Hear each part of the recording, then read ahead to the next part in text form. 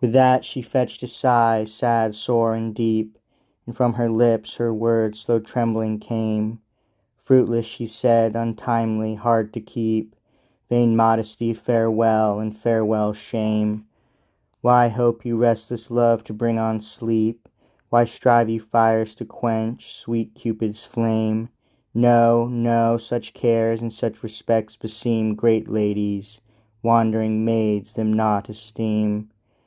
That night fatal to me in Antioch town, then made a prey to her commanding foe, my loss was greater than was seen or known. There ended not, but thence began my woe.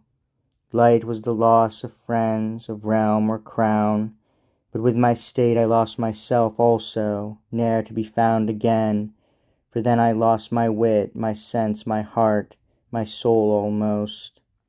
Through fire and sword, through blood and death of a fiend, which all my friends did burn, did kill, did chase, thou knowest I ran to thy dear Lord and mine, when first he entered had my father's place.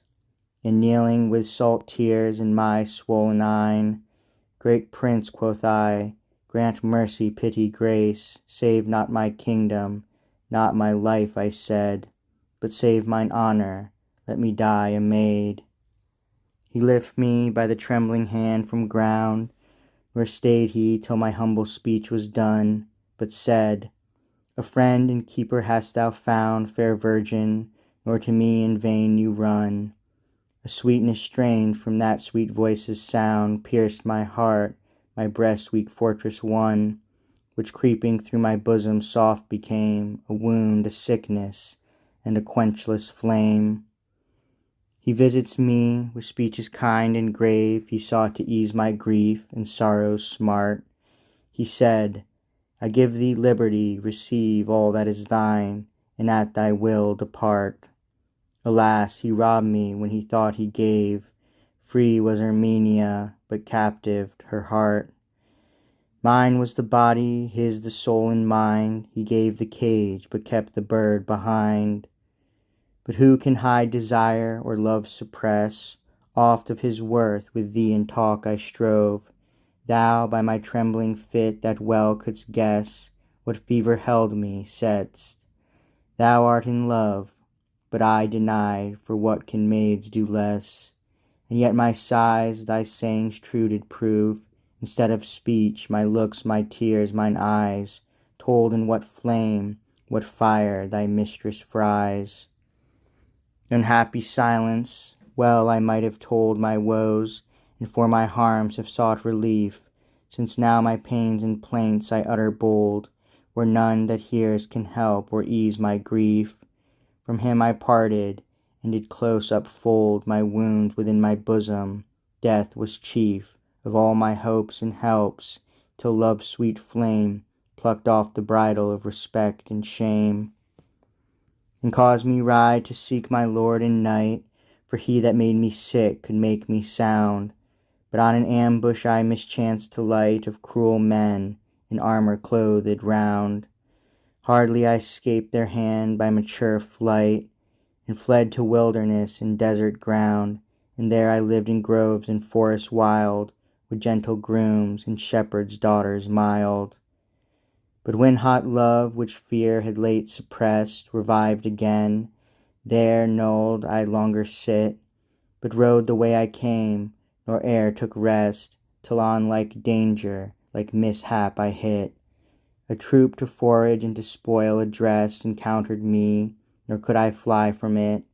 Thus was I taken, and those that had me caught Egyptians were, and me to Gaza brought. And for a present to their captain gave, whom I entreated and besought so well, that he mine honour had great care to save. And since with fair Armida let me dwell, thus taken oft, escaped oft I have. Ah, see what haps I passed, what dangers fell, so often captive, free so oft again. Still my first bands I keep, still my first chain.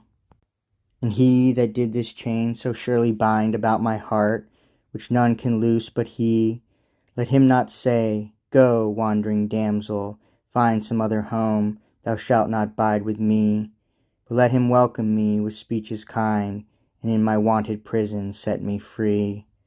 Thus spake the princess, thus she and her guide talk day and night, and on their journey ride. Through the highways Vafrino would not pass, a path more secret, safe, and short he knew. And now close by the city's wall he was, when sun was set, night in the east upflew. With drops of blood besmeared he found the grass, and saw where lay a warrior murdered new. That all be bled the ground, his face to skies he turns, and seems to threat, though dead he lies. His harness and his habit both betrayed he was a pagan. Forward went the squire, and saw whereas another champion laid dead on the land, all soiled with blood and mire. This was some Christian knight, Vafrino said, and marking well his arms and rich attire, he loosed his helm, and saw his visage plain, and cried, Alas! Here lies Tancredi slain.